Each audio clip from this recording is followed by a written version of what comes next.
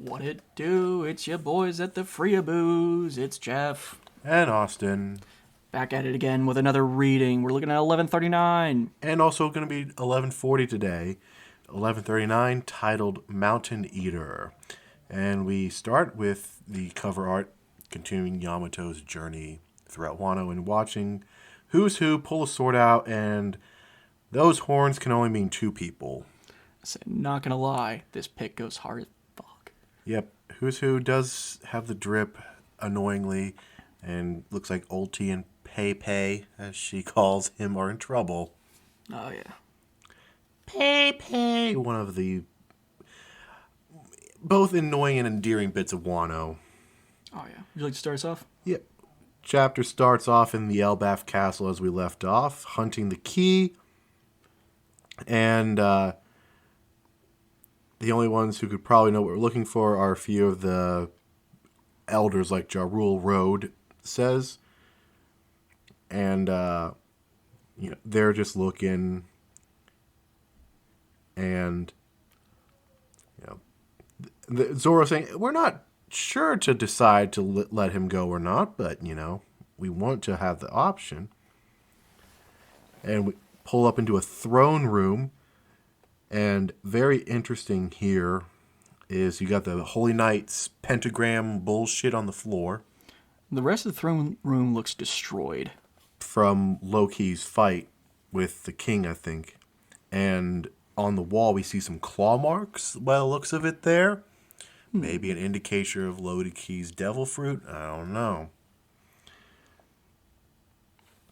Let's see what's next. And so we're definitely setting the stage up for a lot of things. And a closer look on the pentagram that Luffy recognizes, but somehow doesn't remember, despite seeing it on Egghead, which canonically was what? 2-3 days ago? Not long. That boy's brain is smooth. It's made of rubber. If Luffy was even 5% more intelligent, he would truly be unstoppable, I think. And that's not saying much. And someone calls out to Luffy. And it's the man that we've seen recently. Throwing an axe, and Road panics, nearly dropping them in. Oh, it's your boy, Scopper Gabon! Or ex-pirate Yasan. And felt a strange surge of haki come from earlier, which to me that's the Holy Knights. So even if they were masking their haki presence, I think like this just kind of cements that Rayleigh is Zoro, Luffy is Roger, and Sanji is Scopper, because Sanji's specialty is observation haki. Sure, he doesn't have future sight, but like he has a different type of observation haki. And if you're just going the parallels, 1-to-1, it makes sense. It's been a long time since Scopper has been to Wano, and he would love to see it again. Also, that speaks to the fact that you had former Roger pirates not wanting to go to Wano because of Kaido, which... I mean, if we're going to... When you want to talk about power scaling, just the relevance of Kaido still, and even with their relative power, it's like, yeah, I mean, still, that's no easy feat. I mean, by any we can means. assume that, like, when Roger was executed and the Roger pirates were disbanded, that, like, they were still pretty close to their prime in terms of strength. Like, yeah, Roger, there's no way Roger wasn't some different type of beast, but, like, Yeah. even still. And Road says Ripley, the teacher and mother of Cologne that we met, that Luffy nearly punched, who's also apparently 20 years old. Oh, yeah. Scopper's kid, who's, like, the size easily bigger than him, and Scopper's wife, who is way bigger than him. But somehow the kid who looks younger than Luffy is older than Luffy. Because ages in One Piece make perfect sense. Because, again, Luffy's only 19. Luffy's 19. Like a baby, but... Yeah. Ripley is 80 years old. Good gravy. And she is,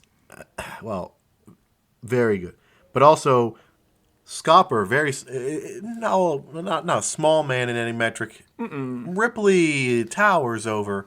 Oh, Ripley is multiple sizes larger than him. Yeah. Nearly as big a feet as And- Big Mom and the Tuntata. Something going on here. Scopper talking about all the mixed races throughout history. Buccaneers, long leg, long neck, Wotangs, and also Dosundans? Dosundadas. I'll take a pronunciation on that. Dosundadas. Which, that's a race I don't think we've heard of before this point. I mean, a long arm, long legs, like, Apu. We know about those, and like long neck and the other Yeah, one. like, That's like not Big so... Mom's one daughter that like smokes. It almost seems like she has smokes out of her throat. I think so. But Buccaneers, Kuma, suspected Whitebeard, because It might be possible. such hybrids are rare and often struggle to thrive. But in every era, there have always been those who are more flexible. And Scopper calls himself the missionary. I've also seen Minister of Love. That man really is Sanji. Yes. And also, he's kind of doing Odin's Haya pose a little bit there, which, Odin wouldn't be Odin. if it wasn't boiled. And Luffy says, hey, we're looking for the key to free Loki. And Luffy pulls a Garp and says, oh, forget I said that. Troublemakers. I love it, Scopper says. Rumors are easy to spread, and thank you, Siri, for interrupting our podcast. But hey, scuff is scuff, and it's glorious. We're not going to edit out the scuff. More because we're too lazy to and not great at it. But, ayo. Loki being hyped up here. Do you know what kind of man Loki is? If things go south, what will you do? And Luffy beat him to a pulp and lock him back up. Very on brand, The one who locked him up before was Shanks. Until that point, no one was able to stop him. That's a very scary sentiment to think. And then Scopper's talking here. The power that Loki wields, if there's even a slight chance of him running amok, you must think of the casualties. And in classic Straw Hat fashion, Luffy and Zoro don't care. You're threatening them with a good time. You got And Scopper thinks back to his time with Roger and Rayleigh and like them doing the same stuff. He's got to be having nostalgia. Yep. Nice old trip down memory lane. And then we cut back to the village. And do you know there were the monstrous fighters besides Roger? It wasn't just Rayleigh. It was Scopper. And when this came out, like, the Giants from Ennis Lobby say, like, they were on par with Roger. And you had so many people take that as, like, oh, if Roger's 100, Rayleigh's 100, and Scopper's 100. Like, no, they're Come on. all equal maybe in terms of reputation, but Roger was the captain. He was the strongest. Rayleigh's the second strongest, and Scopper's third. I mean, literally gold, silver, copper, slash bronze. It's a little on the nose. But like, it's not that it's like they're not 199.98. It's like give them a little breathing room. One Piece power scaling is always going to be a little more flexible. It's how Oda was. The man, that's right. One time when Captain Roger needed to recuperate, that man, Scopper, accompanied him to a hospital deep within the mountains. However, other pirates surrounded the hospital trying to capture them. But with 2 axes, Scopper fought off hundreds all by himself. And he got the title Mountain Eater. In no way could that also be related to the fact of banging Ripley. We're just going to leave that on the table. Slide right by it. Yep. He rivaled Vice Captain Rayleigh and was known as the left hand of the Pirate King, Scopper Gabon. And Scopper at the end of the chapter, we have the key revealed with a treasure chest room, but all empty, much to Nami's heartbreak there. But the key is left. And Scopper takes the key and says, if you want the key, you gotta get through me. Oh, boy. So we go from, which I think it does now parallel back to Saba Odi here. Like, you have to, like, Rayleigh tested Luffy back then. Now the left hand is testing Luffy. If he didn't, we'd feel cheated. And also, let's just take a moment, given a brief glimpse of the character of Scopper. Like, yeah, he may be old, but I mean, just like Silver's Rayleigh, do you think he's ever gonna back down from a fight when it's gonna be fun? He's still, I would firmly say, stronger than most fighters in One Piece. I mean, I think the only ones that, obviously, like, all Yonko, not Buggy, but There are times to be concerned about power scaling, and like, this just probably isn't the time. Nah. It's like, If Scopper got in a fight with Zoro and Luffy and won, we'd feel so cheated. Yeah. But if they just mollywomped him, we'd feel even more cheated out of what the legend's supposed to be. Yeah. Just let your imagination go with it. And we go to 1140 now with Ulti pinned to a giant dartboard with Who's Who throwing knives, one firmly in her hip. Maybe another nicked her arm, but she is more angry because of people hurting Page One. Or Payton, Pepe, whatever. Lovely nickname you like to call Page One that was given by Ulti.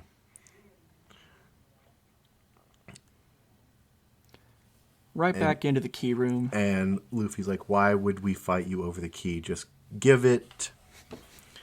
And Road is like, what the heck are you doing? Imagine some rando kid challenges Mike Tyson.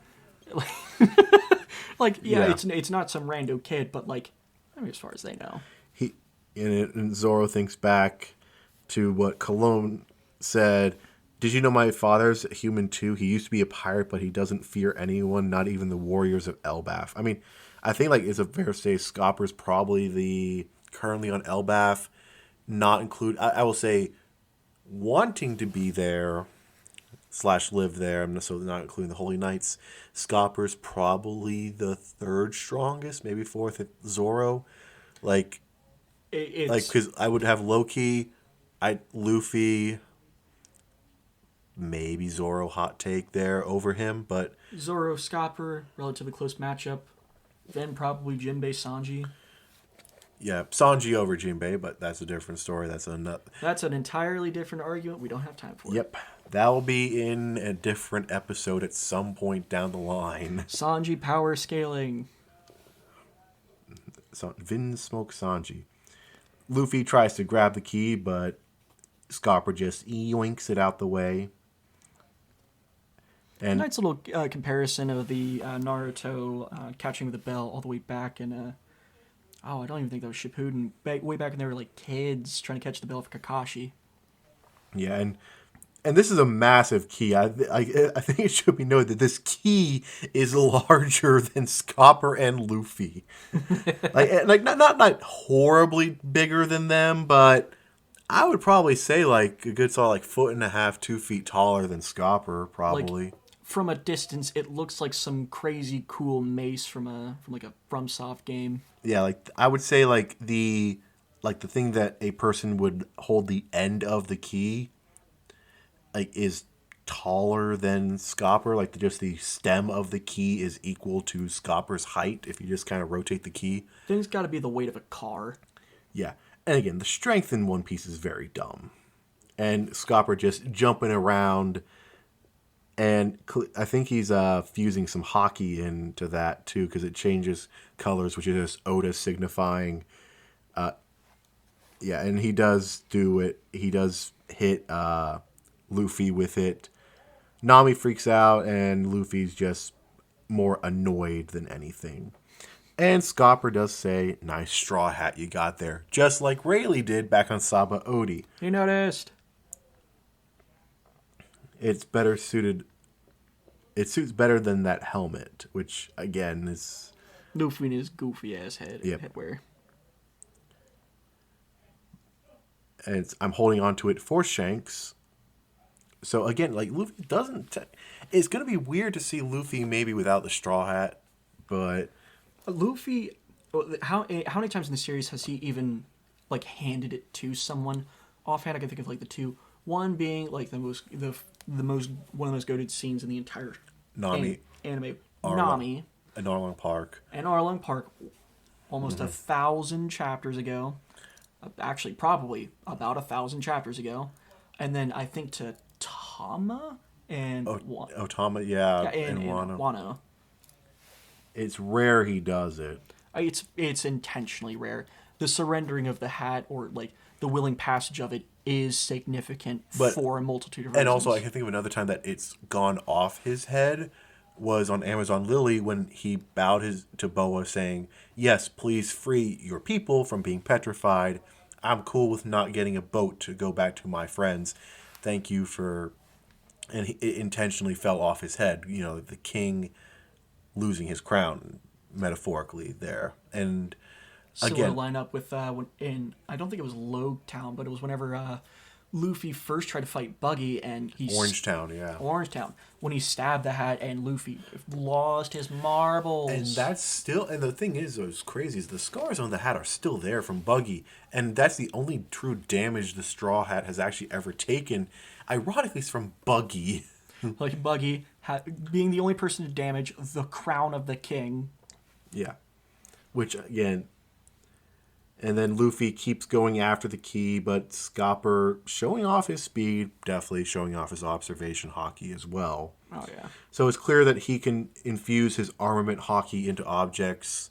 So he's definitely got advanced armament hockey. We're getting a little bit of flexing, and it's necessary. Mm-hmm. Holding on to, he didn't just give it to the hat to you. What a cheapskate. And you don't insult Shanks in front of Luffy. Mm-mm. And then Scopper stuffs the end of the key into Luffy's face. His head bends to it perfectly. You can't do that with anyone else, but Luffy's rubber body provides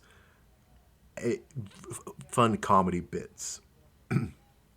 Scopper pulls out his axes, calls out Grim Throng, or depending on what form you're reading, probably different, but a named attack from Scopper here. Zoro calls out for him to dodge, which he does. Which, however, it takes out a side of the castle. And this is not like Wapple's castle. This is a giant's castle. Meant to fit giants. And it takes off a side of the tower. This... all the vocabulary words are leaving my head for to accurately describe that. Yeah, and it is truly a impressive feat because that's a one named attack from an old, I will say not active pirate because unlike Rayleigh is quote inactive. I mean, we can imagine Scopper has been similarly quote inactive.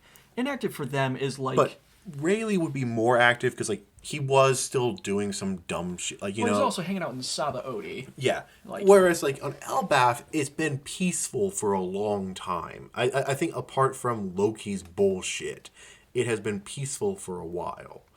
Now, granted, that peace is 6 years old only because, that's when Shanks beat him and Shanks became a Yonko. Well, also, I think it actually directly relevant to the power scaling is that, people only at the level that we're operating currently at the higher end is that people only become stronger when they fight people who are strong or stronger. I mean, perfect example is Luffy truly unlocking observation hockey against Katakuri. In my opinion, if Katakuri, hot take here, Whole Cake Katakuri does beat Whole Cake Luffy even with Snake Man and all that bullshit. Oh yeah, I just think that Katakuri is. I'm not saying he was holding back, but I don't think he was he wasn't truly bloodlusted. In the same way, Kaido wasn't. He was there to fight and die, but he wasn't there to just kill. Yeah. Road and Nami freak out about the power. Luffy goes Gear 5, and Zoro joins the fight. Yeah, that's how serious things have also- gotten in just one named move. Scopper, this is the white form I heard about. And we just see again, like, I think what's going to be really interesting to see when the anime adapts Elbaf is just going to be the scaling that they do to demonstrate how large things are, the distance, because falling a long distance for a giant is falling a super long distance for Zoro. I've also saw something relevant to this particular panel when we look into Scopper's face, and again, it's a little unclear due to the way Oda has depicted certain things, but we were relatively sure that he uses future sight here. Just taking a look at the scale of destruction here that just went down, right? He just started flexing. Luffy pulls out Gear 5. Zoro comes into the fight. And there is the glint drawn on him, kind of like how Katakuri's future sight was depicted. So I think he was using the future sight. He was using future sight, and he gives up. That was that. He did one named attack, which took out the side of the road, and he gives up, which Luffy and Zoro don't appreciate.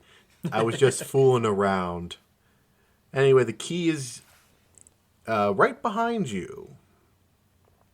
And if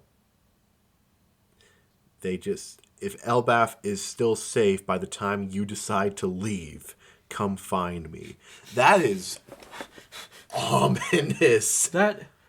If we're gonna have a moment of just talking about future sight, what did he see? We can be sure. We can be sure one of the things he saw was a fight with Zoro and Luffy in their prime, at their strongest. Mm-hmm. Almost certainly untold wanton destruction for what would have been, very obviously, kind of a joke. Yeah. A fight he probably couldn't even win, but he has a strong measure now of their abilities, and how much further into the future did he see? Yeah. Much like exactly like the Katakuri fight, is that why Luffy struggled so much wasn't raw damage. It's that getting a hit on Katakuri meant hitting him at a point in time where his future sight could not see, which was just unbelievable amounts of work. I mean, I think Katakuri had 2-3 seconds ability to see in the future. We know that Shanks can see roughly 10 seconds because when he bitched Kid, Kid said it takes 10 seconds for Dan Punk to charge, and boom. And then we see Shanks' vision of Kid wiping out the red-haired fleet. So we saw that, meaning he saw the 10 seconds charge, and then he was able to act before that 10 seconds was up.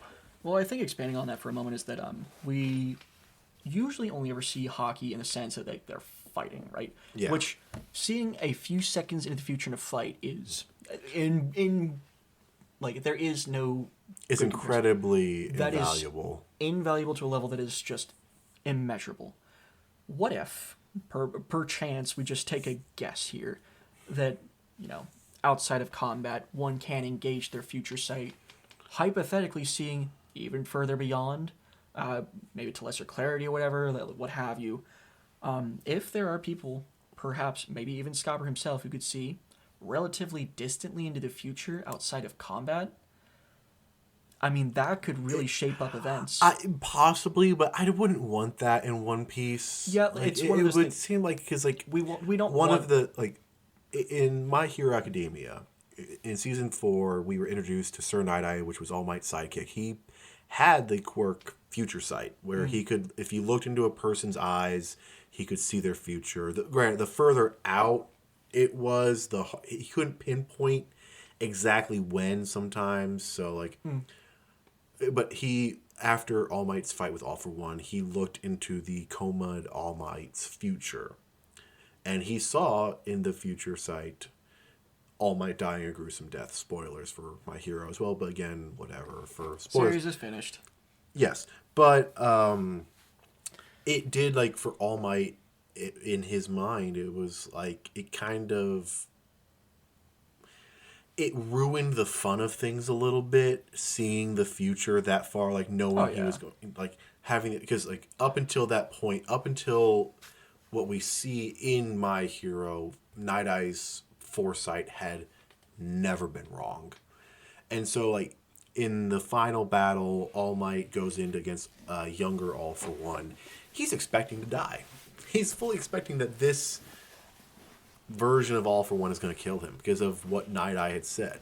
But, of course, shonen, anime, manga, he doesn't. I control my own destiny. But the idea that Night Eye puts out is that, like, if so many people truly try to twist the line of destiny, it does get twisted a little bit, which I think is cool. Like we also seen this already in One Piece a little bit with Madame Shirley. I was just about to say, Madame Shirley seeing Luffy destroy Fishman Island. Receiving a prophetic vision, but it is entirely divorced from context. Yes, because I think it was shown, at least in the anime, not sure on the manga, that Luffy was just surrounded by flames, and I guess she could see the silhouettes of Fishman Island through the flames. From the brief glimpse she got, it's like, well, you see a man standing amongst the flames and rubbles of the city. Wearing a straw hat. Okay. Who else would it be? And what else is this? If we're going to engage in this concept that, like, Future Sight can do such things, we should take a very, very hands-off approach. Like, if Scopper could possibly see such things, it needs to be broad, not necessarily telling of anything that comes up, because we don't like, the character with spoiler powers, lame, not fun. That ruins a lot of the fun of One Piece. We're 1,000 and change episodes into this. 1,140 chapters of manga into it. We'll still be reading when it's 1,500. 1,152 episodes, all total, yes, including non-canon and whatnot. But, but I don't think that, I think he just has probably, I would say, observation level on par with Shanks, maybe technically like a little under, just because Shanks is more in his prime. Let's just say that Shanks seeing 10 seconds and Scopper sees like 5. That's a lot of time. Maybe he did not even floating the possibility of moments, but just 5 seconds in the future. It's like I think it might be above Katakuri's, but below Shanks's level of future sight, which does actually put it ahead of Luffy's, because I think Luffy's is probably just a smidge ahead of Katakuri. And when I'm saying smidge, I'm like talking like half a second.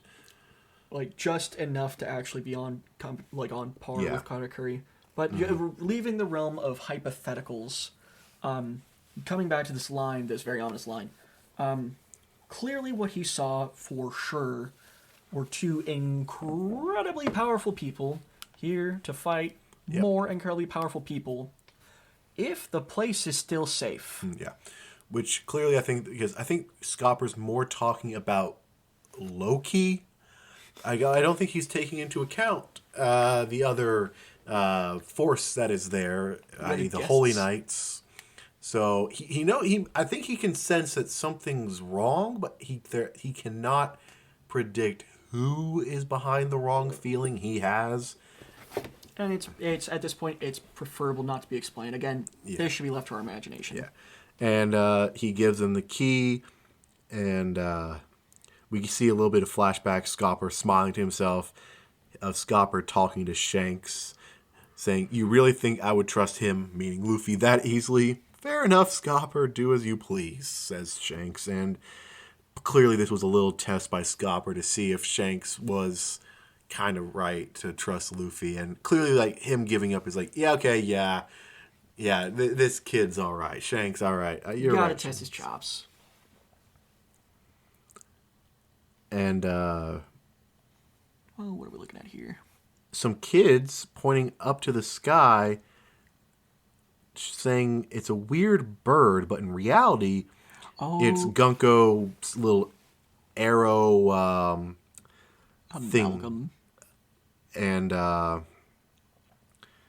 up in the realm of the sun, which, again, like we remember, you have the underworld, which is where Loki is. You have the earth realm, which is where, like, everything is, and then the sun, which is the top of the tree, We're basically. finally getting a reference to the top layer.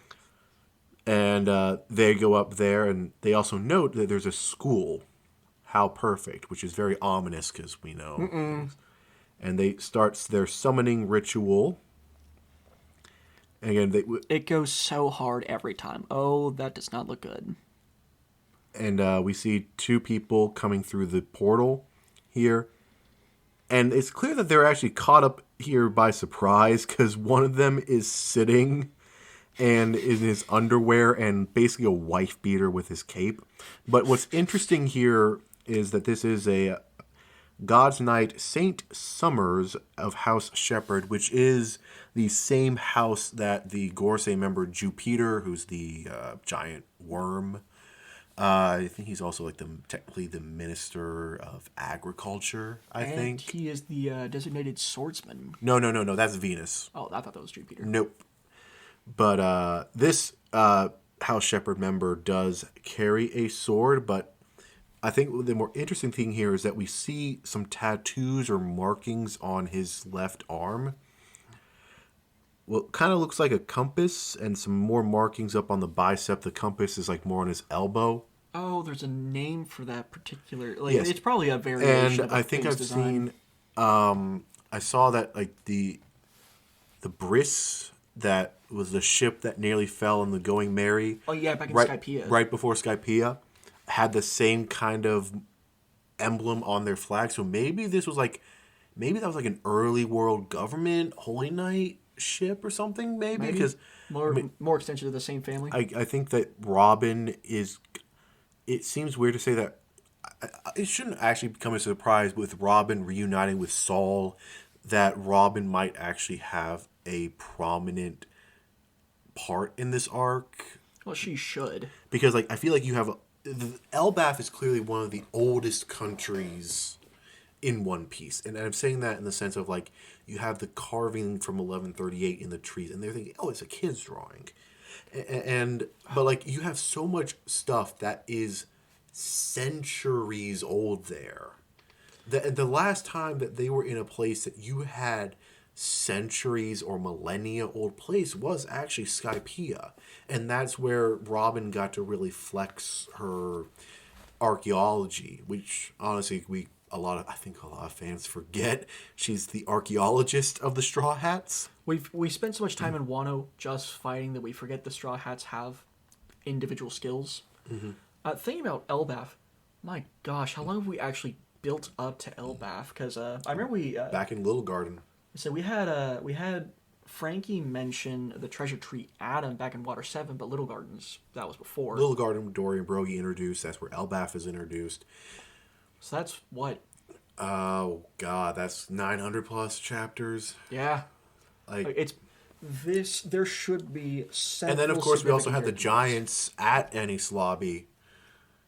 The giants at Enies Lobby, and they're here on Elbaf now too. So, and Harjudine from Dressrosa / Straw Hat Grand Fleet member / captain of the new giant pirates. But going back to the two holy knights that summon, this guy, honestly, him being caught in his underwear literally. That's pretty surprising. It looks like he has ducks on his own. But also, I think that speaks to the power of the summons a little bit, is like how instantaneous it can be. That it catches the person being plucked off guard. Let's also not just forget, not just any person, a holy knight off guard. Yeah. And we see another holy knight, House Limosive, Saint Quillingham. I'll go with that. And he's already showing off his clearly a Zoan devil fruit and some type of weird dragon devil fruit, which great, as if we don't already have enough problems. We have a Zoan devil fruit user. Mm-hmm. And they're both talking on some Den Moshis, and they're mid-conversation getting summoned, because again, that speaks to the power of this summons. The summoning brought my couch too. Ah. Which, again, I think that just speaks a little bit to the power of the summons. Low key, the summons is pretty cool. Well, it's the power has got to be pretty wild for it to be used by like the most exclusive, like hands of Emu. Yeah, and Summers desperately getting his pants on. Taking a look at this goober. What Yeah. does he? Yes, Quig. I'll just say Q, Saint Q. Saint Q. He looks like one of those enemies in Dark Souls 3, the dungeon area. You know what I'm talking about? Yeah, I've seen enough clips, and he is wielding a trident, and a different trident because you got like the two up top, and then like the third prong is a little down from normal. I don't know if that's just a drawing or intentional, like drawing miscue or intentional. And here's the thing, I'm not ripping on Oda, but he has made a couple drawing mistakes in the past, so and something like that could slip by. But I feel like more is just a cool weapon. Oh yeah. And I don't even describe his face. But Shamrock says, I only wanted one, why are there two? And St. Q says, it's because you're meant to go home. It's an order from above, meaning most likely the Gorsei. Ruh-roh, you're getting overtime. Meaning his dad. Because, again, Figurlin Garling is now Gorsei. Well, it's interesting to see that Shamrock's getting pulled out here and now. Why? Which I find a little dumb. I think it's the real reason why is because Oda doesn't want to play with that toy yet. He's pulled out a pretty big toy, and it's got to mature a little bit. Give it time. Maybe he'll come back for OT. Yep. But Summers says the situation in the Holy Land has gotten dire recently, supposedly. Everything started to go spiral downhill after the Reverie started because of the Revolutionary Army. Which, again, like, let's take a moment to really appreciate what the Revolutionary Army has done. And they are now putting the Celestial Dragons in a place that they have not been in centuries. I mean, think about that. Like, the Revolutionary Army, the true time that you have had a group put pressure on Marie Joie. Like, sure, you had Fisher Tiger do a Rambo campaign there. A one-off event versus a prolonged, consistent, concerted effort. Vice on Marie Joie. And the fact that these Holy Knights are talking about it goes to the plan of Dragon to They have certainly asserted themselves as a presence worthy of the attention of the most powerful forces in the government. Mm-hmm. And Summers asks for a briefing on the mission, asking what are we doing in a non-member nation like this, because Elbaf is independent like Wano. Not foreign, independent power. And also, I guess, like Totoland, Big Mom's territory would technically be independent as well, so no jurisdiction for the world government. But Yonko territory is not the same as, like... Well, even but Wano's not the same here as... to me, might be one of the most important lore blurbs here. Were you visiting Harold's grave or something? Oh. A Holy Knight saying, are you visiting Harold's grave? So that, to me, King Harold, that was the one Big Mom killed, I believe. Yeah, because you had Harold. Father? Yes, you had Harold and Ja Rule ruling together when Big Mom was Baby Mom, and she killed marriage. one of them in her hunger pang. Mm-hmm. Which also. But shout out to Big Mom, again, one of the most powerful forces in the verse, still relevant. But a Holy Knight asking Shamrock if he's visiting Harold's grave. So that right there, to me, shows that there is something wrong with Harold.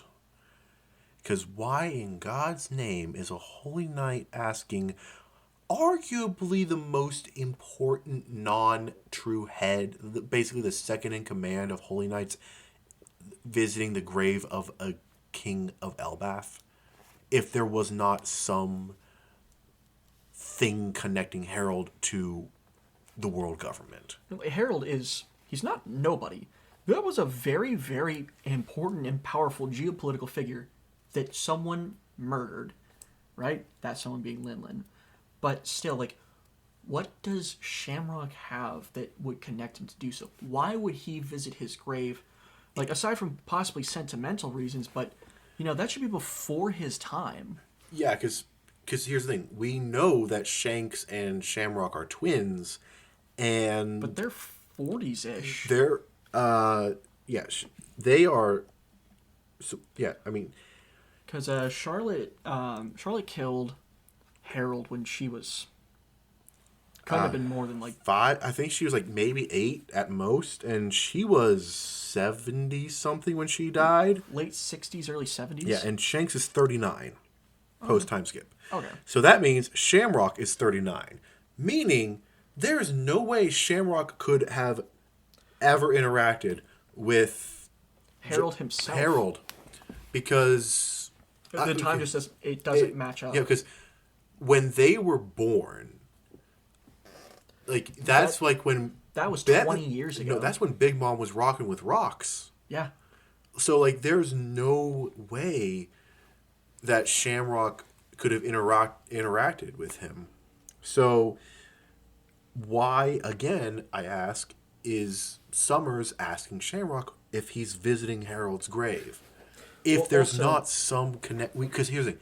Mother Caramel was taking kids... molding them, taking orphans from wide range of races, and selling them to the world government for whatever purpose, either Cypher Pole or the Marines. What if Harold knew that, and Harold was in on it with Mother Caramel, and so that's not that wild an extrapolation, all things considered. I mean, how many times in One Piece and in writing and stories in general do we have this seemingly beloved and angelic figure, and then it turns out that people realize that, oh yeah, the devil was an angel too, And... Well, switching gears for a moment, analyzing the tone of this is really off the cuff. Enough so for her to just ask it out of the blue, like... You mean, Summers, he... Oh, my apologies. For it to be asked in this tone is to be something like, oh, are you visiting his grave again? Like visiting Harold's grave or something. Again, for this to be pulled off the cuff, this has to be something, like, something that would be prominent enough for a figure like Shamrock to do. Mm-hmm. Like, this has to be, like, a known connection even amongst other holy knights. Now, how far that extends out, who knows? Yeah. But for, this is a blind reading for me, so I'm shooting from the hip here. Mm-hmm. I'm kind of blinding reading here, too, because, like, I read, analyses of 1140, but, like, I don't, like, again, like, the phrasing is very, like... The phrasing on that is certainly worth commenting on. Because the implications. They know it's just them up there. It's Summers, St. Q, Gunko, and Shamrock. There is no one else up there with them. It also doesn't read to me in an accusatory tone, like, oh, are you cavorting with the enemy again? Are you out here chasing dreams? Like, no, are you visiting Harold's grave? Yeah. As a legit flat question. Yeah, it's like, oh, hey, you buy... It's basically, you buy in milk. Like, it's that type of tone to me. It's a polar opposite of that thinking in my head. Is like, it's not asked like your mom asks, like, what are you doing? No, like, what are you doing? Yeah, it's more like, hey man, what you up to? You want a game? Well, ironically, I should. But then it clearly the discussion is held, and now we see Saint Summers dressed in his armor proper, and looking very. I'll say stormtrooper-esque. Mid-century Germans? Yeah, certain... That's the word we're allowed to use, I'm pretty sure? Yep. Not the First or Second Reich. Mm-mm. But, again, I'm not shocked that Oda pulls that motif out. For the Holy Knights, it's supposed to be a little more on the nose. Yeah. But he has a sword, which actually the hilt of it has spikes on it, so... A little bolt, like almost like you could punch someone as well and do some piercing damage or something. I'm not going to lie. The fit goes hard. It does. If there's one thing the Celestial Dragons have, it is drip. Whether it's the Gorsei in their suits, the Holy Knights in their, like, I'll say, like, European armor styles and stuff for the most part, it rocks. Even Dofi, falling as far as he did, had some legendary drip. Yep. And them doing this above a school. And those without marks can't pass through the... so we are just need to take the brats, meaning the Giants' kids. Do the Holy Knights realize how old some of those kids might actually be, though? Because, I mean, Cologne looks hella young and is in 20. Scopper's wife, Ripley, whichever one it is 80. And if you look, if you just did a face shot of her, 20-something. Well, the government's also employed Giants before, so they have to be at least generally aware. Generally aware that Giants age very weirdly, but exact age? Unless Elbaf is keeping those records, which, I mean, I'm not going to knock them, but I don't think they keep, like, oh, they were born June 16th. We seldom get precise dates like that anyway. Yeah. It's One Piece. Even then, it's just like, in 5 days, in 3 days. It's never... a specific date and time. Yeah. Although I guess these particular kids are a bit too big to just stuff them in a bag or something. So they're planning on kidnapping the kids of Elbaf and taking them to Marie-Joie, probably to brainwash and to be powerful warriors, which, I mean... all things considered, I wonder if perhaps the government was a little more aware of Caesar's experiments back in Punk Hazard than we are aware of. I don't think that because A, they didn't know he was there because he here's what, remember, he was a wanted man during Punk Hazard. I think he had I want to say somewhere between a 200, 300 million. What do you think about Smoker showed up? Yeah, but until Smoker showed up, they did not know Caesar was there and what Caesar was doing. Oh yeah, so retroactively they weren't aware, but perhaps we have a moment of... But also, one thing to remember, though, is after Punk Hazard, not a lot of time passed between Punk Hazard and current, so you did not have a lot of time to analyze maybe what was seized at Punk Hazard by the Marines after Doflamingo sat on Smoker with his ass hockey. Yeah. But... and then the problem, though, is I can guarantee it, you do not have many government scientists able to properly analyze Caesar's stuff. Because, yes, Caesar is a scumbag who experimented on children, literally did not care if they died, and is actually one of the few characters who have an on-screen kill that people forget. He is a piece of work, but he is a very smart piece of work. Yeah, it's why he was useful to Doflamingo, enough for Doflamingo to tolerate his existence. Yeah. Well, his existence and his business. And why Big Mom didn't want to let him go either. So... coming from the very obvious mid-century Germans comparison for a moment, this might be a moment of, what's a good comparison? Project Paperclip kind of situation where, the rank-and-file Marines are probably like, oh, this is very evil and bad, and we should not deal with this. Mm-hmm. And then a couple of higher-ups were like, what if we just did, but very quietly? Yeah, I mean, obviously, the world government was buying stuff from Wano when Orochi and Kaido ruled it. They were just using Doflamingo as the broker. But after, of course, Luffy and Law, gotta give Law's credit, took down Dofi, they had to send Cypher Pole to Wano and make the deals with Orochi. And Orochi realized that, like, hey, I know why you guys are here. You're buying stuff for the world government because here's the thing, you guys can't do it. You guys have to buy it from us.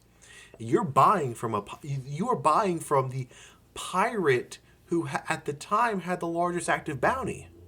Because Kaido's bounty was 4.6 billion, which of the 4 emperors at that time, Kaido, Big Mom, Shanks, and Blackbeard, Kaido was the highest bounty. He is the fourth highest bounty confirmed in One Piece. The only 3 ahead of him are a Kainu's Crossgill bounty of 5 billion, Whitebeard at I think 5.046 billion, and then Roger at 5.6. That's it.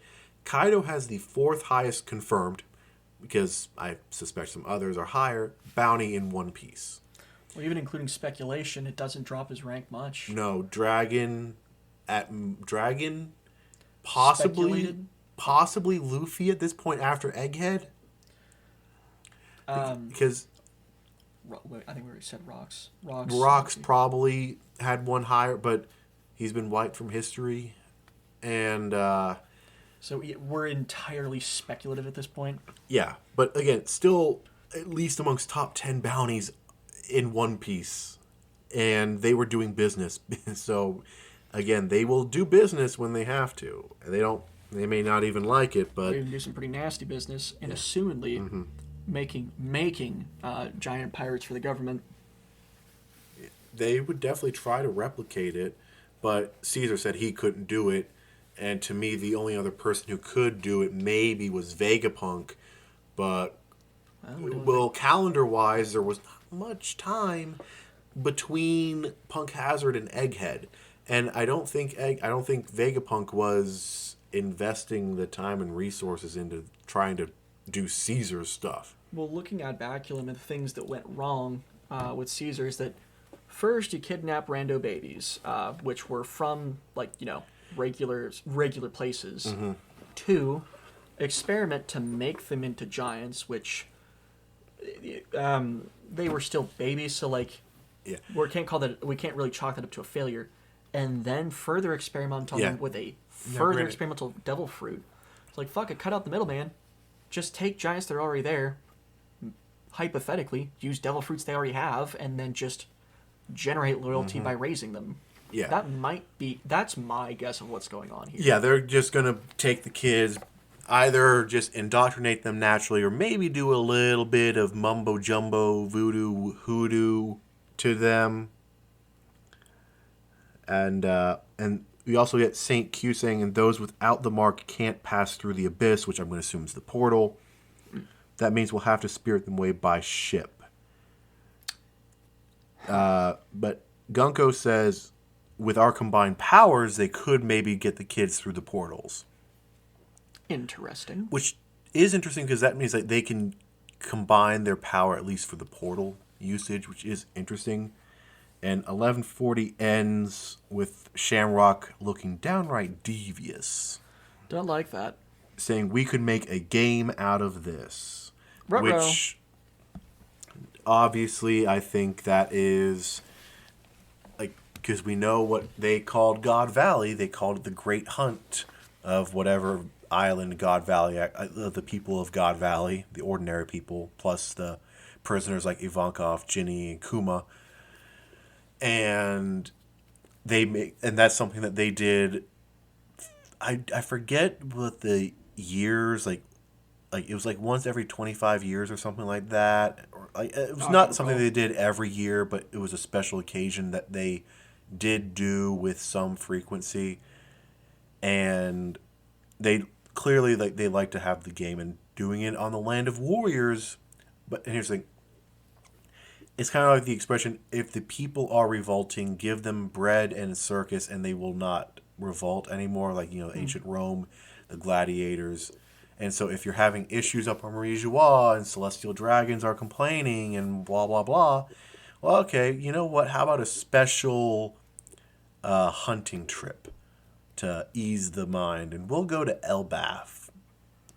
Cull the unclean giants, take the kids and groom them into our own strong warriors. Yeah, they'd be happy to go down and blow off some steam, in my opinion, setting up God Valley 2.0 on Elbaf. And I wonder, thinking about this, just again, sort of accommodating for another moving gear that we haven't mentioned so far.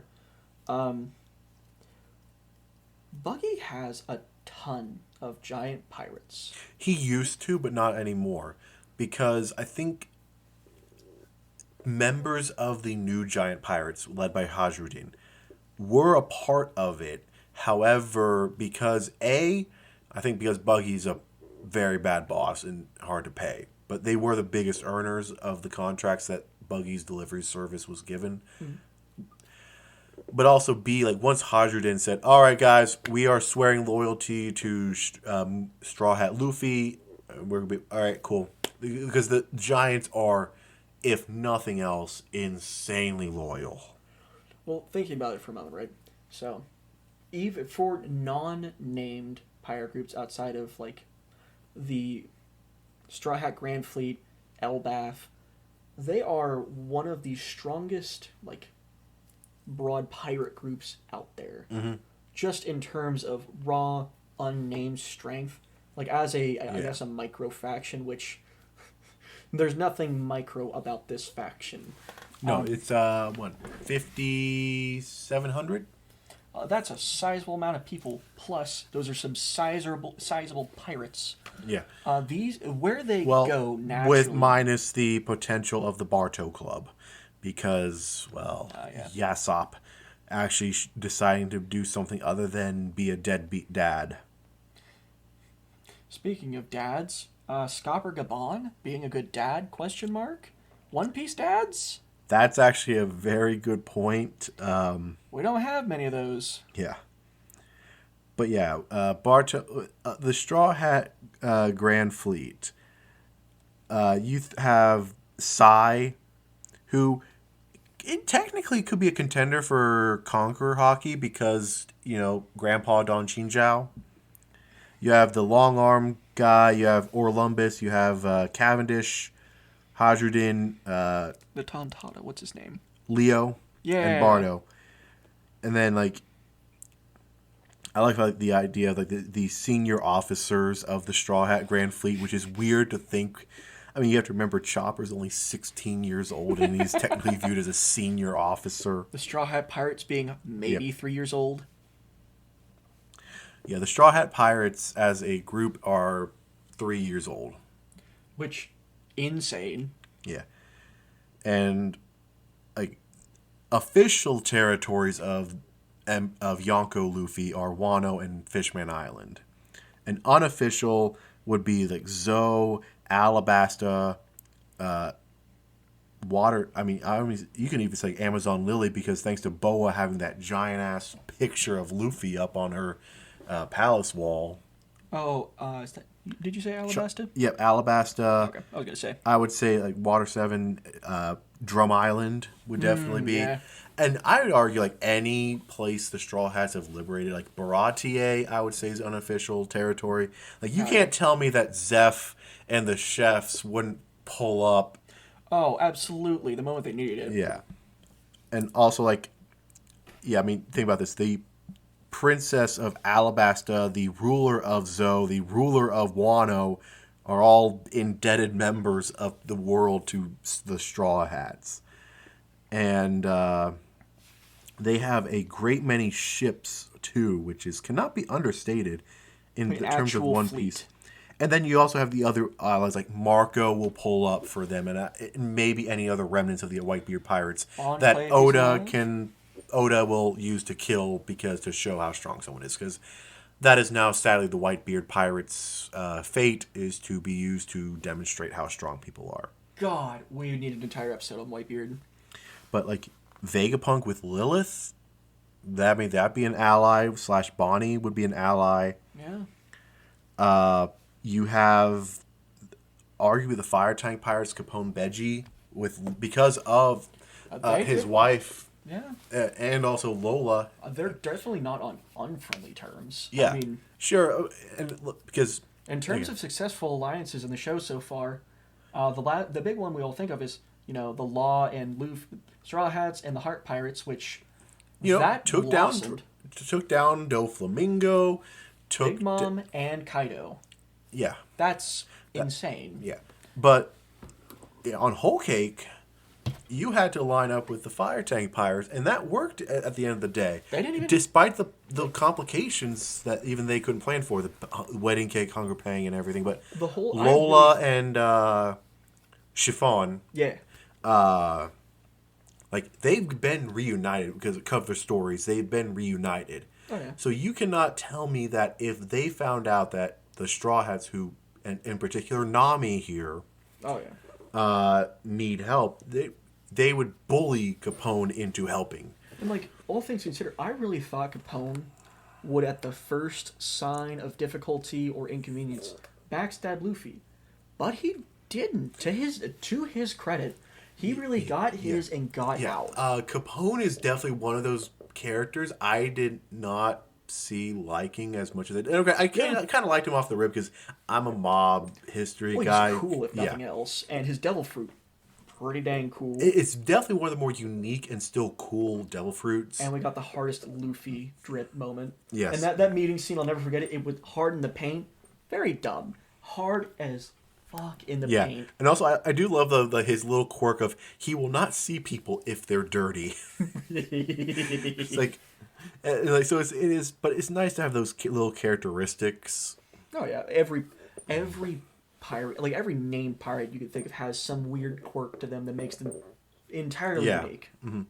But yeah, and it's dumb how much they have at their disposal, and I'd argue Skypiea is another territory. Oh yeah, they also liberated Skypiea. From God Enel or Ineru, however you say that it or pronounce it.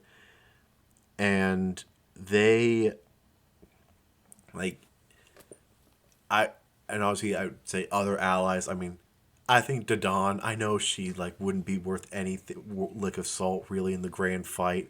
But she and the Mountain Bandits would pull up to help. What little they had. Well, we saw what happened with Ace. They may not even have the strength to pull up, but like they're definitely a part of the gang. Like, you couldn't tell me that if Dadan was threatened, Luffy wouldn't show up with fucking hands. Oh yeah, Dadan, Makino, yeah, and I would say like any place, like Nami's village. Oh, absolutely. I think it's like Fugosho or something like that. Something starts with an F, I think. I would say Usyrup village Syrup village for sure. Because they're definitely not like a Usopp's girlfriend, I don't think she's like the leader. Like, she's definitely the most prominent figure. Yeah, she's in like the definitely community. The most noble among them. Yeah, so which we haven't had reference to her in forever. I feel like Usopp is owed some letters. We forget that Usopp has a girlfriend at TM. I think one thing that I have to remember, and it does suck, but I think it's also a valid point, is that like they are now 100 million plus, 300 million berry plus wanted people, minus Chopper. But Chopper's, that's a gag. Yeah. But these are people are very perception-wise, very dangerous. And they realize that the government will try to get to them in ways. I mean, hell, one of the most horrible things in One Piece, and it's not talked about, and I saw a comment on, it was either Reddit or YouTube, but is pointing this out, is one of the most heinous things in One Piece that we have seen is the fact that the world government went to an island Roger was at and slaughtered babies and pregnant women because of the potential, not even for certainty here, but for the potential of Roger's blood. Mm-hmm. Unfortunately, Porcus de Rouge pulled one of the most, I still call it probably the greatest endurance feat in One Piece. Second strongest uterus in One Piece. Queen Otohime is the strongest. Big Mom. Ooh. Strongest uterus. I don't know. You do not pop out 70 children without a legendary uterus. But pushing out Shirahoshi with how small Queen Otohime was? Very strong. But okay, so top 3 uteruses. Number 3, Otohime. Number 2, Porcus de Rouge. Number 1, Big Mom. I'm so glad we have established that ranking system. The unspoken hierarchy that every One Piece power scale needs to know. Uterus scaling, the new meta. But yeah, just like, again, she pulled off one of, I still think, the greatest endurance feat. Like, I don't care. Yeah. Like, somehow that makes Odin's hour in boiling oil look like going for a hot bath. Like, it's like we expect Odin to be able to put up with that. The dude's built of iron. Porcus de Rouge? Just a D-clan member, and that's it. I ain't about to talk down about her, but, like, she is a normal person, not about that life. Yeah. But she was damn determined. And she did it. And again, I think that's still the... But again, going back, like, that's one of the worst things that we've seen in One Piece. Straight up, like... Infanticide. Yeah. On a mass scale by the government, by the Marines. And, like... With no feedback mechanism to know, like, the Crusades end, we got him. Like, nope, we suspect him, get him. Yeah. And that, to me... And I think that's why, like, you don't see, I would say, sadly, like, Usopp reaching out to Korea, I think. No, not Korea. What's his girlfriend's name? Now we gotta pull it up. But it's also why, like, Chopper hasn't talked to Korea and Dalton. It's why Nami hasn't reached out to her sister. It's why Zoro hasn't reached out to his dojo. Yeah, and it's why Luffy hasn't talked to people. Kaya. I knew it was something close. It's been 1,000 chapters. Yeah, but hey, she gave the going merry to them. Yeah, the Mary. God, the Mary was so nice. It was nice, but also, I will say this: It lived a long, powerful life. When I first watched One Piece, I will say this: there was one aspect of the going merry that pissed me off. What? The fucking steering way. The rudder was inside the cabin, so the only way to steer it was looking through a porthole to see where you were going. Okay, hold on. And a little bit of shipbuilding lore. No. You're a pirate ship here. That is a horrible thing. Because, especially in the world of One Piece, where the weather can flip itself on a dime, and you are looking out one porthole, in particular, when Chopper steers the Going Merry in his normal form, that motherfucker can't even look out it. To be fair, real sailing ships, if you were at the helm, you actually can't see shit. The mast and the sails actually almost entirely blocked your vision. You had to have people tell you. Okay. Port starboard. Yeah, but you can still see to the sides at least on that. That is true. And it's also a fictional ship. You just make it a little bigger. Let them see through it. Yes, but the point still stands. It pissed me off. That is fair. I just had to have a moment to chill out for the Mary. Yeah, I'm not saying the Mary's a bad ship. I am just saying, why the fuck are they letting Chopper steer it in his normal baby form when he can't, not even get to the top of the rudder and let alone look out the window he's supposed to be looking out of when they were all inside? It's not even like you had Zoro sitting on the outside hollering in, hey, go to the right, hey, go to the left. Emma barely qualifies for a learner's permit. Yeah, exactly. So, loved the Mary, but God, whoever designed that, you gotta. That was certainly a choice, and not necessarily a good one. But now we got Jinbei as the proper helmsman. Yeah. Of the Straw Hats, because like before him, you didn't have. They were just taking turns. You wasn't a dedicated helmsman.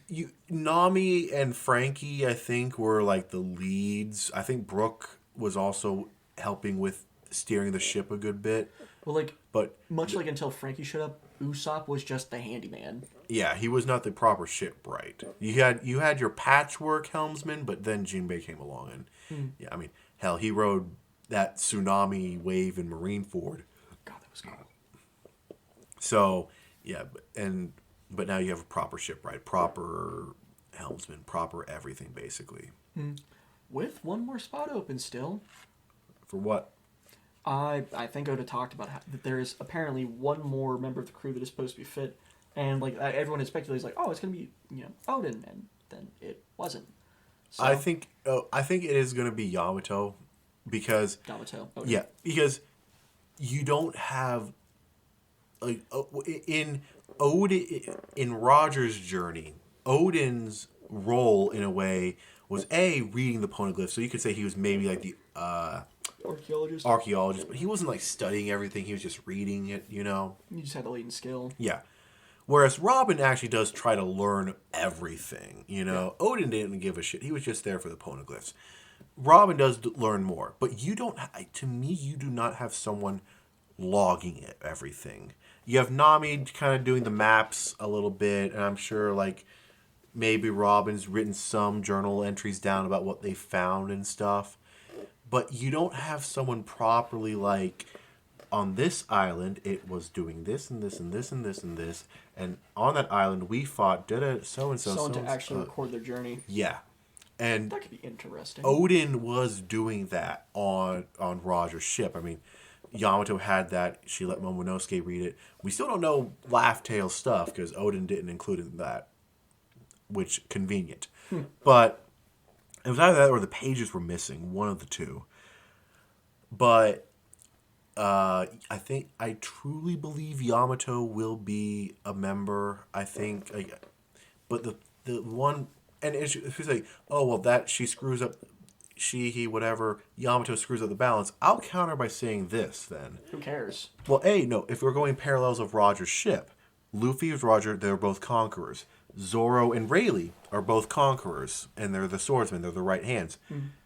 And Scopper and Sanji are the left hands, and they're both, and again, like the Minister of Love, Sanji being the simp Sanji, he is, it fits.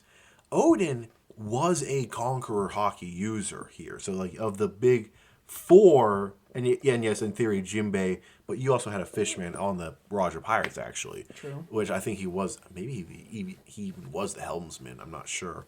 But, like, you have the four, and I'm sure that fishman was a strong person, because no one on the Roger Pirates is weak. There's no weak people. Buggy, but, a literal child. I feel like Kid Shanks could probably take a marine ship. I mean, but maybe. Again, who knows?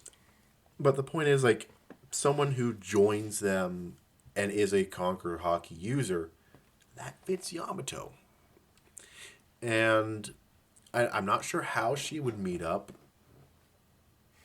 but Yamato, I think, will. Probably by some dumb happenstance luck chance that they just like find Yamato on the sea. Well, I'd also thought for the longest time we would get Vivi, which felt entirely natural and correct, but especially as the person to teach Luffy leadership skills, and that reflected very strongly in him even shortly into their adventure. Yeah, for sure. Vivi, I think it would either be Vivi or Yamato. But the thing is, like, in this endgame story, who fits the ship better? Vivi, I can see her being on the ship, but not part of the crew in a way, if you get what I'm saying. Like, because she's a wanted woman right now. Well, welcome to the crew. And so what better place to be than an Emperor's ship? Welcome to the safest place on Earth for you. Amongst a series of very dangerous, lethal pirates. Yeah. They love you to death. Yeah. But I think Yamato, again, if you're going the parallels, Yamato fits the Odin build better than anyone else. I mean, literally calling herself Kozuki Odin. The parallels could not be made thicker without literally... Well, actually, they did overlay their faces at several points. Yeah. And also there are two very big reasons why she should join, and I'll just leave that at that. But we already did uterus power scaling. We have to leave it alone. We are men. We cannot. We are men. But not. That's just a throwaway joke. I mean, Yamato, I don't give a shit. Legit stands on her own 2 feet. Very competent, very powerful. Yes. Insane. And also fits the comedy dynamic of the Straw Hats perfectly. Like all the... you mean me, Odin? No, not you. Odin has that dog. And like, I think in terms of sheer head-assery, only beaten out by Luffy, which... Yeah, Yamato... we saw in Wano how there's not much difference between how Yamato and Luffy think, which that's actually not a good thing. And from what we saw in the flash, I will say this: the Wano, Odin, Roger, Whitebeard flashbacks, truly, I think the best flashbacks in One Piece so far. And I'm going to say yes, the backstory that we will be getting in Egghead with Kuma and God Valley a little bit are going to be very good. I reading them in the manga versus comparing and then seeing the flashbacks in Wano, I still prefer the Odin flashbacks because A, you still get a lot of lore, and B, it's just fun to see Gold D Roger, not King of the Pirates Roger. You know, Gold D Roger, the guy. Yeah. And it's like, people, like, I've seen, like, comments say, like, oh, well, in the flashbacks, Roger doesn't look nearly as cool and badass as, like, we saw in his execution walk and those, like, flashbacks with Rayleigh and the barkeeper back in Logetown. But to me, it's like, no. The tone is completely incomparable. But also, those stuff were talking about the legend Roger. Yeah. Whereas Odin's flashbacks were looking at the man Roger. Yeah. And also young Cat Viper, young Dogstorm, young... And again, like... The list of people who know Roger, whenever we get flashbacks of them and Roger, usually it's of Roger the man. When we get flashbacks of people who only knew Roger the legend, yeah. It's much more shadowy and badass because it's what they have in their minds. It's literally rose-tinted glasses. Yeah, it's their imagination. Whereas the memories are different, you know. Oh, yeah. But definitely setting up a lot of interesting things going on here. Again, some kind of connection with Harold and the Holy Knights. God, we have got to get more on that. Scopper Gabon seeing the White Warrior. I find it interesting that seemingly so many people know the White Warrior. Vegapunk knew of it. Scopper knows of what it's called. And I think Jinbei kind of clocked it as well, which is interesting. Like, Jinbei is definitely one of the more interesting people of, like, he knows a lot more than I think people give him credit for. Because he's been around the block a couple of times, and he was a warlord, which gave him access, I imagine. And Lord knows what Fishman lore has been passed down, you know. Well, not to mention what's been kept on Fishman Island, knowing Fisher Tigered. Oh, he's definitely old enough to remember the execution of Roger. Yeah, he would have been in his 30s. So Jinbei's about 50. Yeah, Jinbei's in his low, mid-50s. So yeah, he's... Yeah, he'd been like... 30-something. 20, 30, give or take. Yeah. So, that and... He's been around for... Well, actually, if he's 20, 30, rewind that every summit. Yeah, he'd been around for God Valley, too. He would have been alive. Yeah, he was properly alive for God Valley, but he... Almost certainly not there, but, alive he and could have conscious enough. heard of... Yeah, he was definitely old enough.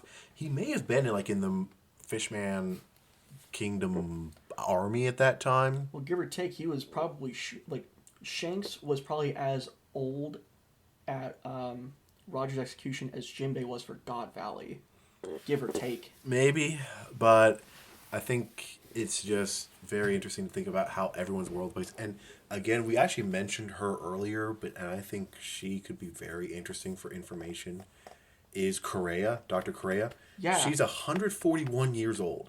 Also dropping one of the most important lore lines as we leave the fucking island, which...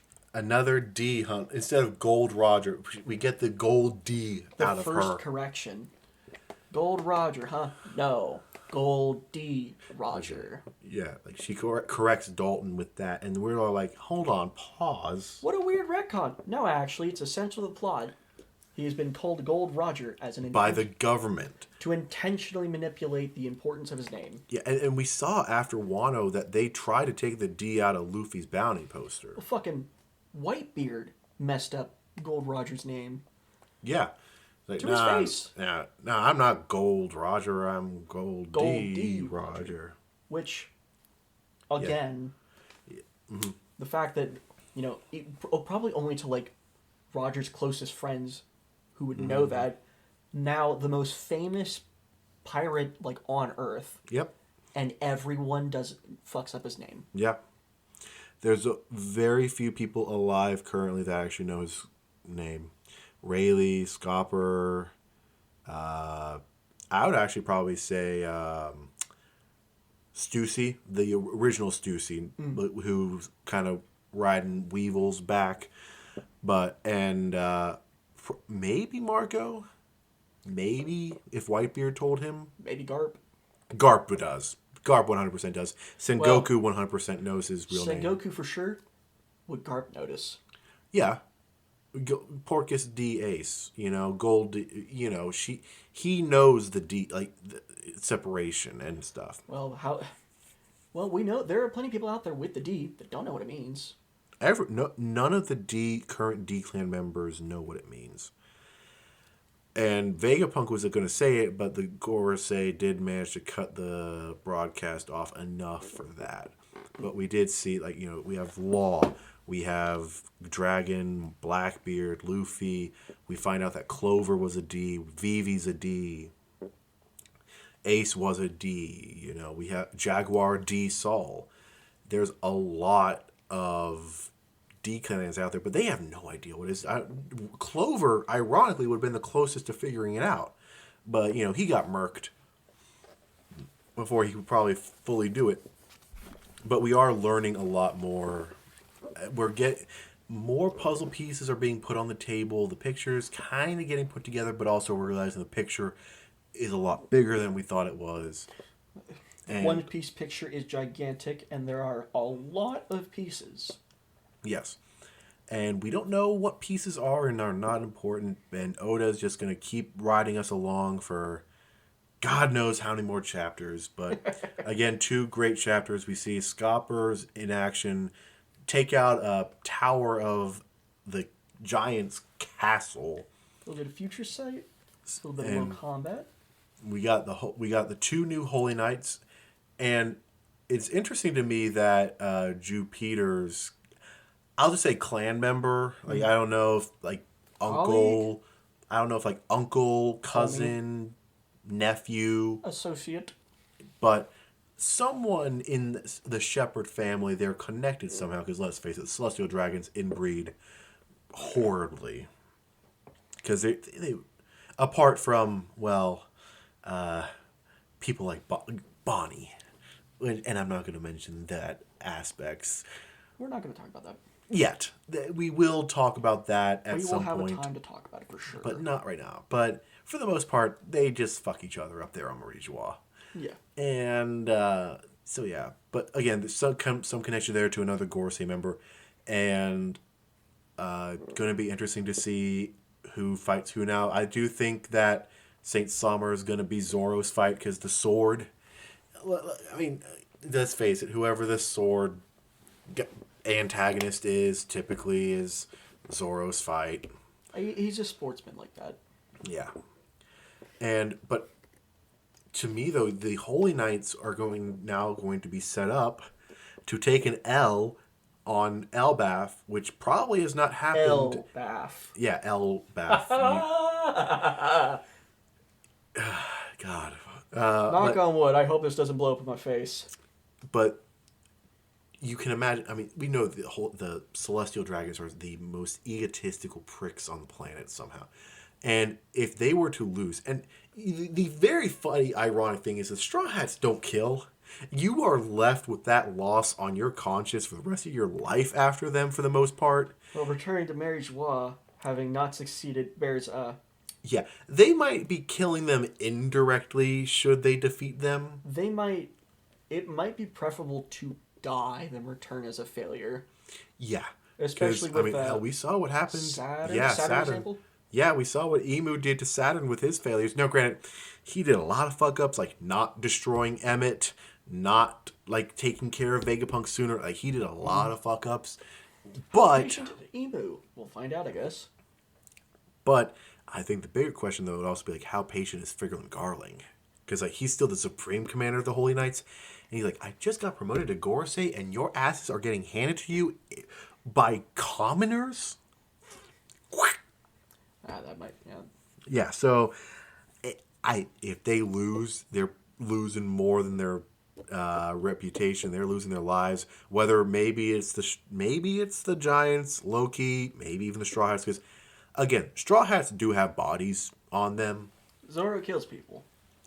Luffy's killed people. Hell, and here's the thing: none of the Straw Hats, apart from Chopper and I think Usopp, would blink twice at killing people. Certain people, at least. Yeah, Like Luffy generally but avoids killing people. He doesn't. Zoro tries to kill people. But here's the thing: like when Luffy's determined on something, again, the big thing here, Impel Down. He knocked all those guards into that boiling blood. That was a particular example. Yes, but I'm just saying it does happen. And Kaido, as well. Let's say at the end there, the big ass barrage gun fist. If that's not aiming to kill Kaido with "Here comes the giant fist," and that's Luffy does have that in him. I think when he recognizes the need to. Well, at the point of fighting Kaido, if he doesn't kill him, Kaido will kill him. Yeah. Like compared to for example, Doflamingo, where Luffy actually managed to knock him out. Yeah. Compared to Caesar Clown, where he just knocked him out. Mm-hmm. But I think that the Holy Knights will present. But I also think, especially after Egghead, Luffy is recognizing, he's slowly, truly, part of his journey has been realizing the obstacles in front of him. Mm-hmm. And especially Lucci and Kaku to an extent here, but the throwback to Water 7 and Enies Lobby for them, dealing with Lucci and Kaku, it might instill into them the idea of we need to remove certain obstacles from ever coming back. Yeah. And I think Doflamingo is going to be the big one for that. I think Doflamingo is going to be like his epithet Joker. He's going to be a complete wild card. Oh. To him, though, maybe Luffy winning would actually be better for him.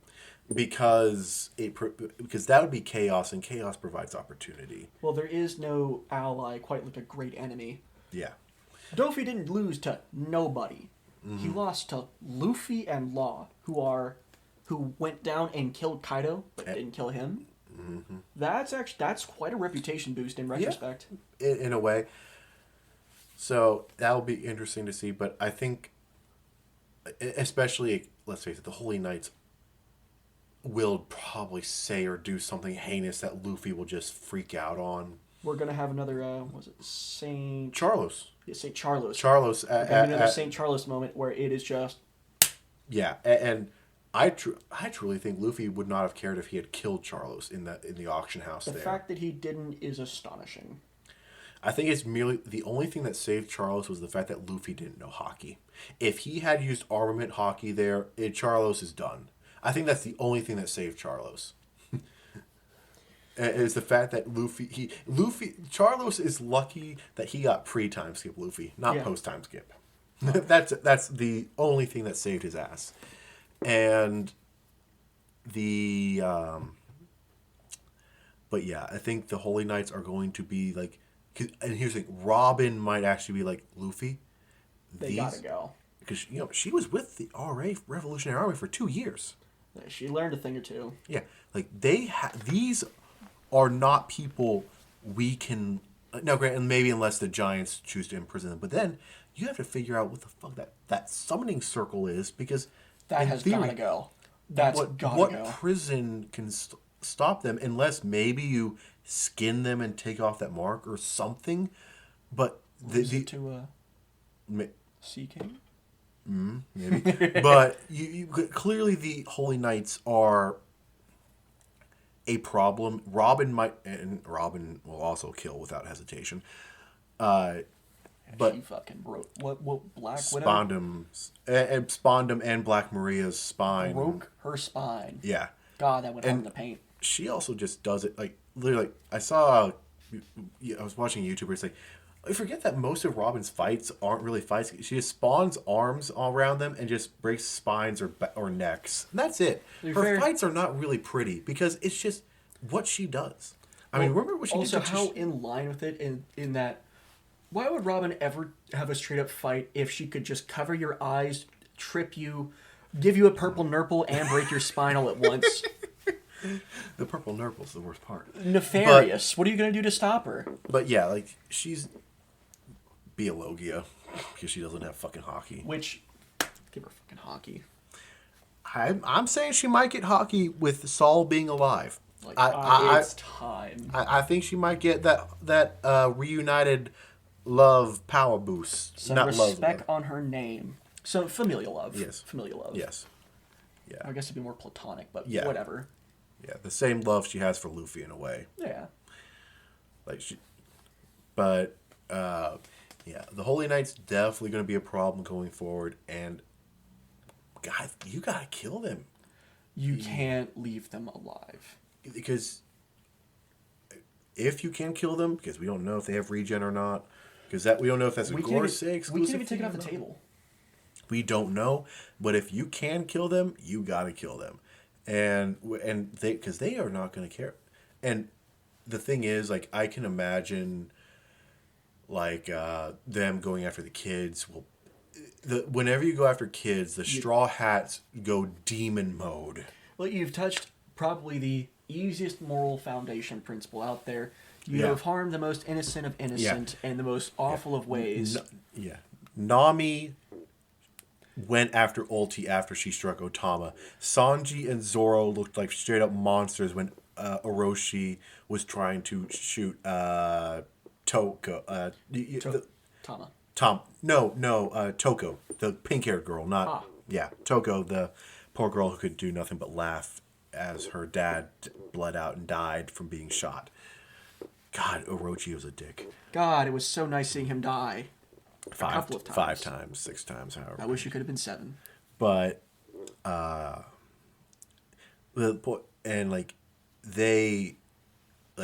Robin goes dark with kids involved. Like, they all... Strides are very forgiving people until then. Chopper was actually being a dick to Caesar because of what Caesar did to kids. All right, pulling a mean bone out of Chopper. Yeah. So, and clearly the Holy Knights will have no problem poking that button, and they're going to regret it with the Straw Hats. And so we'll see what game Shamrock has. We have Loki in the background still. We have Scopper Gabon's clearly still strong as all hell involved. It's going to be a very perilous chapter. I think it's going... And also, we have the wild card of the Revolutionary Army as well. Like, the Holy Knights are mobilizing. If they truly try to start God Valley 2.0 in Elbaf, if that's not qualifying as the Holy Knights moving, I don't know what does. Dragon has to make a move. So that will be hopefully fun. Maybe eventually... Maybe before we're 80 years old. But 2 great chapters. Lots of interesting bits to chew on for a while. 1141 is about to come out. And we'll go into that another time. Maybe with 1142, depending more how our schedules work. But, so, thank you. Interesting episode, interesting chapter. Thank you for having us. Thank you all for listening. Please support any way you can for liking, subscribing, commenting.